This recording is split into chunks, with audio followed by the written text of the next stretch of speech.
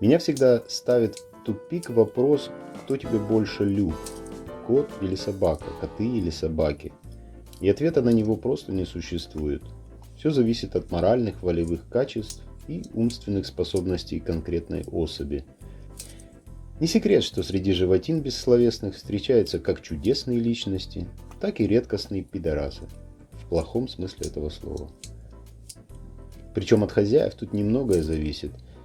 Я лично наблюдал в Ашхабаде семейку местных деревенских дурачков, что развлекали своими выходками целый район.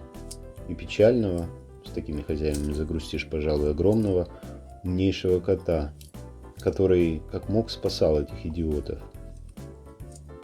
Волок жену этого семейства за халат к мужу, когда старший клоун традиционно вырубился поперек проезжей части. Оттаскивал тупое семя от подоконника, выл Кассандрой над протекающей газовой трубой, не помогло, так и рвануло. Не давал бить сверстникам чуть подросшую поросль идиотов. И так до бесконечности. В общем, работал у них ангелом-спасателем в трехсменку. Все это с выражением на морде: за что мне это все? А в том же Ашхабаде мне устроили экскурсию на местное кладбище. Среди могил возвышался солидный памятник из розового гранита. А на постаменте сидела собака, немецкая овчарка. А я опешил. Ведь для мусульман псы — это нечистые твари. И хоронить их с людьми — дело-то немыслимое. Что это? А это всем известная Джульбарсова могила. А почему тут? Заслужил. Это как? А в 1948 году Ашхабад погиб от землетрясения. Что, весь? Ну да, практически. Погибших никто не считал. Статистику скрыли, но процентов 90, считай, полегло. Ну и почти все дома в труху. Ну а про собаку? Он даже очень причем. Ну, не перебивай. У одного армянина сын родился. Ну, само собой, Дастархан, гости, пьянка, то сё. И тут этот кобель на цепи орет, не переставая. Его поначалу и мясом угостили. Успокойся, мол. Нет, не затыкается. Ну, хозяин его и палкой поколотил. Без толку. Беснуется без передыху. Пошел еще раз по шее дать. Что это за концерт вообще? Но пес извернулся из ошейника и в дом. Схватил младенца в зубы и в окно на улицу сиганул. Ну и все, понятное дело, из дома повыскакивали, и за ним отбежали метров на 50, и тут город лег. Ну там трясло недолго, наверное, секунд 10, но хватило всем и вся. И что пес? А пес тут же развернулся и назад ребенка принес хозяину и отдал.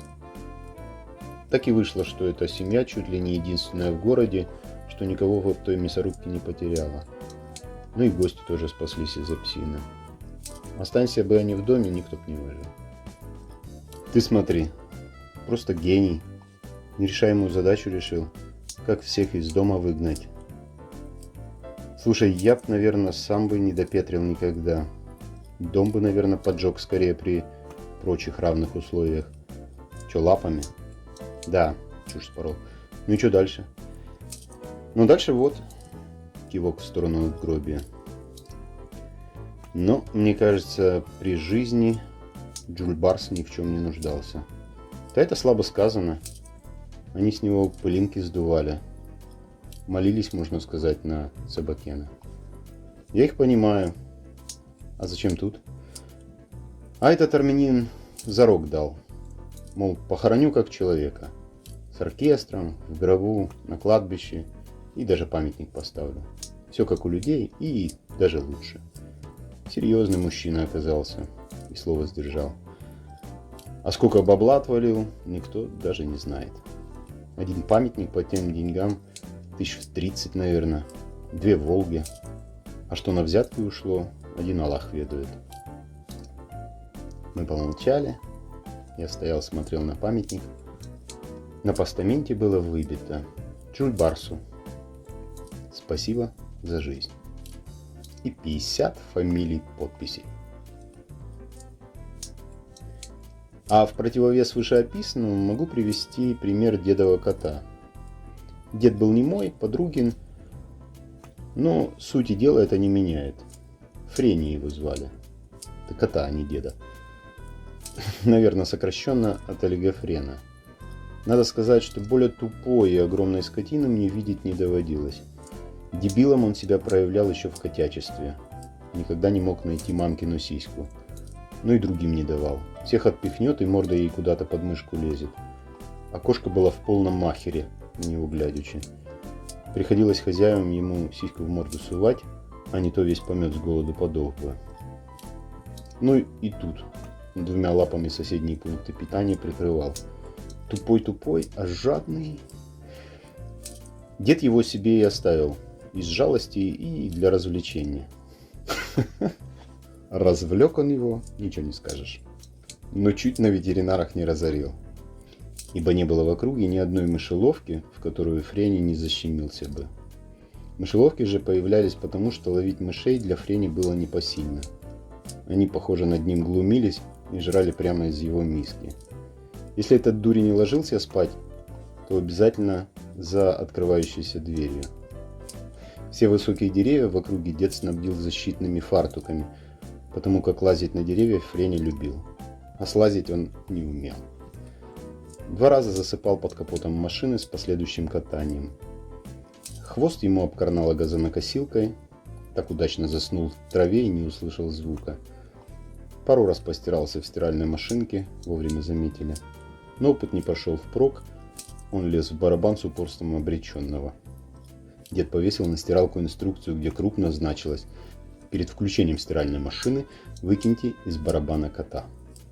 Несколько раз он ночевал в холодильнике, 1 раз в морозилке, ну и лазить внутрь не прекратил.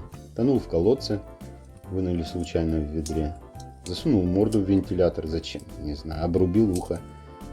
1 раз увезли в город, больше не возили. Немедленно выпал из окна с 6-го этажа. Перелом и гипс, опять попандос на деньги. Он постоянно застревал во всех отверстиях, трубах, сливных коллекторах, причем так в натяг, то есть намертво. Он обладал на редкость противным и громким голосом, очень любил на нем петь под окнами соседей. 2-ды был ошпарен. Несколько раз прыгал в помытое окно. Мыть окна в доме перестали. Спать любил на самом высоком шкафу, а оттуда постоянно с грохотом падал. Постоянно жал какую-то хрень, отчего непрерывно травился. Понос, рвота, промывание, капельницы, деньги, деньги и деньги. Он не мог поймать ни одну муху, но прекрасно справлялся с осами, пчелами, шмелями и шершнями. От шершня чуть не сдох, харю раздул раза в 2. Ловить и жрать насекомых не перестал. Обожал грызть провода, чаще под напряжением. Коротило его раз в неделю, где-то так. 1 раз влез в питомник Алабаев. Те настолько опешили, что даже не успели его сожрать. Отбит хозяйкой питомника и возвращен в погрызенном виде. Котами был мудохан постоянно. Кошки впадали в дикую ярость от перспективы продолжить его род. Так и помер, похоже, девственником, при том, что не был кастрирован. Дожил, как ни странно, до глубокой старости и под занавес ходил дерганой походкой, паралитикой, впадал в маразм.